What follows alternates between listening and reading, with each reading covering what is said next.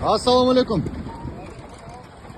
Жеке чыгып постар biz Ekologiya ministrliginden tekshiruv bilan reyd qilib жүргөнбүз. Балық чарба департамент кызматкери. Жеке чыгарып, Жеке чыгарып эле жектен.